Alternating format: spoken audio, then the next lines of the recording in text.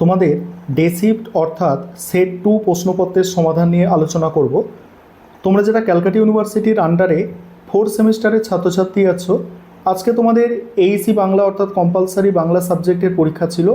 আমি morning shift এর আগে আলোচনা করেছি এবং ডে শিফট আলোচনা করছি এখন। প্রতিটা প্রশ্নের উত্তর তোমাদের আমি বলে দেব এবং তোমাদের সব প্রশ্নই যেগুলো আমি করিয়েছি সব প্রশ্নই কমন এসেছে। এমনকি কালকের যে আমি 3টে ক্লাস তোমাদের দিয়েছিলাম সেই ক্লাস থেকেও প্রশ্ন সব কমন। তাহলে অ্যান্সারগুলো এবার তোমরা বুঝে নাও। এটা তোমাদের সেট 2 প্রশ্নপত্রের সমাধান। প্রথম প্রশ্ন, পৃথিবীতে কে কাহার? পোস্টমাস্টার গল্পে এমন ভাবনা কার মনে এসেছিল? পুরাতন পোস্টমাস্টারের মনে এসেছিল।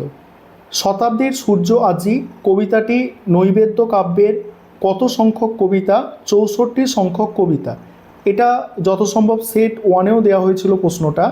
পরের প্রশ্ন, ফটিকের কি অসুখ করেছিল? তোমরা প্রত্যেকেই জানো যে ফটিকের জ্বর হয়েছিল, বর্ষায় ভেজার ফলে ফটিকের জ্বর হয়েছিল, জ্বর ও মাথা ধরা।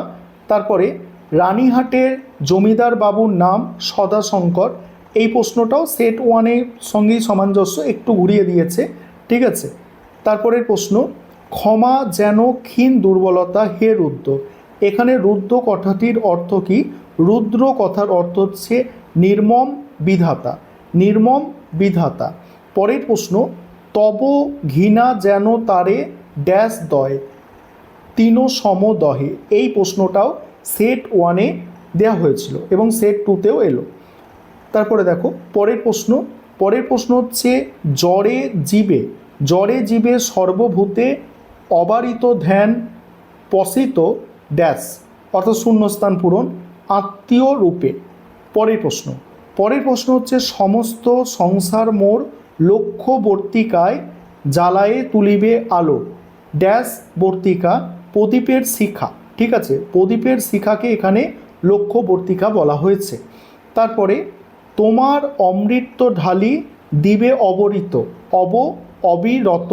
এখানে অবিরত শব্দের অর্থ, এটা অবিরত শব্দের অর্থ তোমরা প্রত্যেকেই জানো, কলেজে পড়ছো, মানে কন্টিনিউ আর কি, বিরামহীন।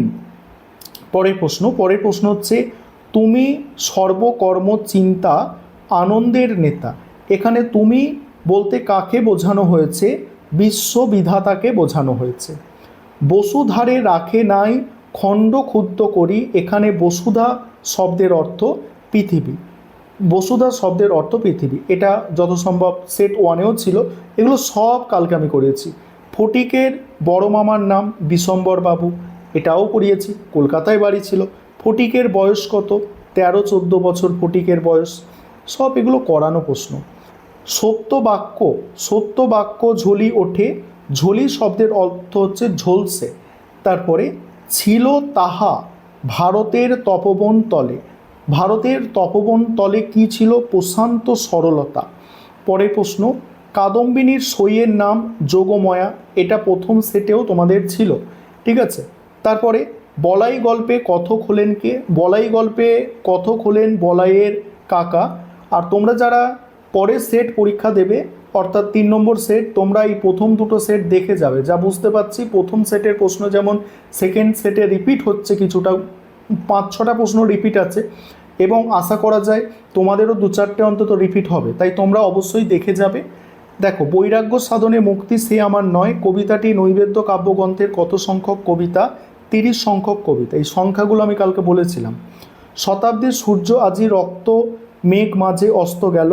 এটা কোন শতাব্দী? 19বিংশ শতাব্দী। সব প্রশ্ন করানো। পোস্টমাস্টার গল্পে পোস্ট অফিস কোন গ্রামে অবস্থিত? উলাপুর গ্রামে অবস্থিত। পরের প্রশ্ন, পোস্টমাস্টারের পোস্ট অফিস ছিল একখানি অন্ধকার আটচালার মধ্যে। তারপরে সে গাছ তো কাটা হয়ে গেছে, কোন গাছ? এখানে শিমুল গাছের কথা বলা হয়েছে। বলয়ের বাবা বিলাতে গিয়েছিল, ইঞ্জিনিয়ারিং পড়তে বিলাতে গিয়েছিল। শতাব্দীর সূর্য আজি কবিতাটি কোন যুদ্ধের পটভূমিতে রচিত? দেখো, এটা দেখো, বয়ুর যুদ্ধ, ঠিক আছে, বয়ুর যুদ্ধ। এই প্রশ্নটাও আগের সেটে ছিল। প্রায় 8টার মতো প্রশ্ন কমন আছে আগের সেটের সঙ্গে। স্বার্থ যত পূর্ণ হয় তত কী বাড়ে? লোভ ক্ষুধা নল বাড়ে। এই প্রশ্নটাও আমি করিয়েছিলাম, তোমাদের দ্বিতীয় সেটটাও আলোচনা করলাম।